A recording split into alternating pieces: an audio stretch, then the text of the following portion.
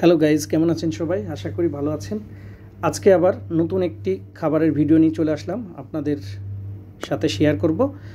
আর আজকের recipe Afghani chicken কুপ্তা কারি। খুবই লোভনীয় একটি খাবার। সো গাইজ, একদম সফট, তো বানিয়ে দেখাবো আফগানি কুপ্তা কারি। আর তার জন্য নিয়েছি আমি এখানে 500 গ্রাম মুরগির মাংস নিয়েছি। আমি পুরাটাই লেগের মাংস নিয়েছি, বোনলেস মাংস, কারণ লেগের মাংস দিয়ে খাবার বানালে সেটা সফট হয়। আর এখানে নিয়েছি 2টা কাঁচা পেঁয়াজ আর কাঁচা মরিচ। আর এখানে আমি দিয়ে দিচ্ছি 2 পিস ব্রেড দিয়ে একসঙ্গে ব্লেন্ড করে এর মধ্যে আমি দিয়ে দিচ্ছি মুরগির মাংসগুলা।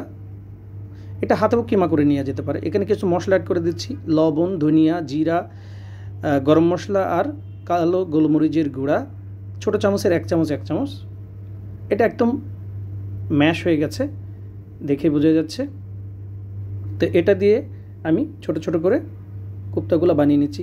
যে যেমন সাইজের বানাতে চাই সেই সাইজের বানিয়ে নিতে পারে। তো সবগুলা এভাবে আমি বানাই নিলাম। এটাকে সাইডে রেখে যেটা দিয়ে আমি সস বানাবো, যে পেঁয়াজগুলো দিয়ে, পেঁয়াজটাকে হালকা আমি এখন সতে করে নেব। এটাকে রেখে দিয়ে তো এখানে আমি পেঁয়াজটা হালকা সতে করে নিচ্ছি, তেলের মধ্যে ঢেলে দিয়ে হালকা সতে করব, বেশি না। দিয়ে এটাকে ঠান্ডা করে আমি পেস্ট বানাই দেব। পেঁয়াজটাকে ঠান্ডা করে নিয়েছি। আর এর সাথে আমি অ্যাড করে দিচ্ছি কাজু বাদাম অ্যাড করে দিই। এটাকে আমি পুরোপুরি পেস্ট করে নেব। আর যে কোপ্তাগুলো বানিয়েছি সেটাকে আমি এখন ফ্রাই করে নেব। এটা হালকা ফ্রাই করব, যেন উপরটা বেশি কালার না হয়ে যায়, পুড়ে না যায়, ভিতরটা যেন একদম সফট থাকে। হ্যাঁ, তো এটা আমার ফ্রাই হয়ে গেছে। এটাকে আমি তেলে থেকে এখন বার করে নেব। আমি দেখিয়ে দিচ্ছি এর কালারটা। এই যে, মানে উপরটা অতটা কালার হয় নাই, আবার ভিতরটা পুরোপুরি সফট আছে। আর সসটাকে আমি এখন বানাবো। এর মধ্যে এলাচ, দারচিনি, তেজপাতা দিয়ে হালকা নেড়ে ছেড়ে এর মধ্যে আমি আদা রসুন বাটা দিয়ে দেবো 1 চামচ পরিমাণে।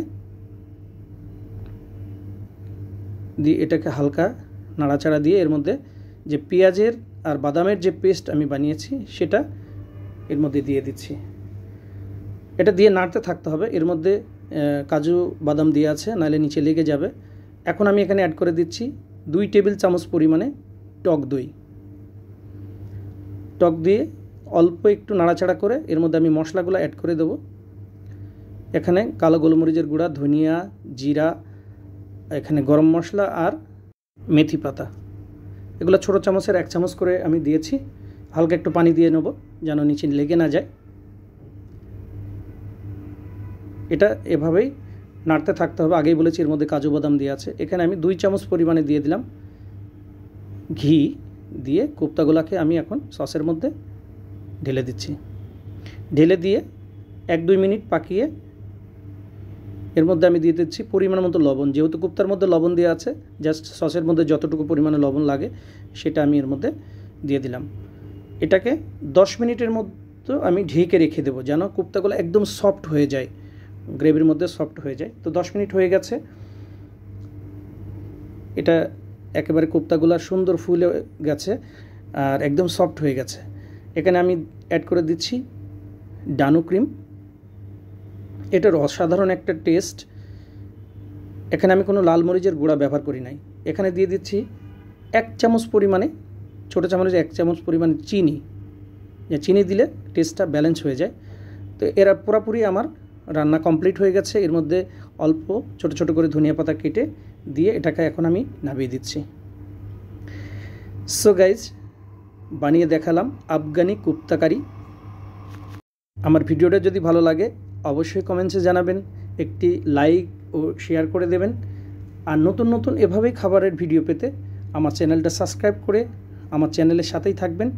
এতক্ষণ সাথে থাকার জন্য ধন্যবাদ।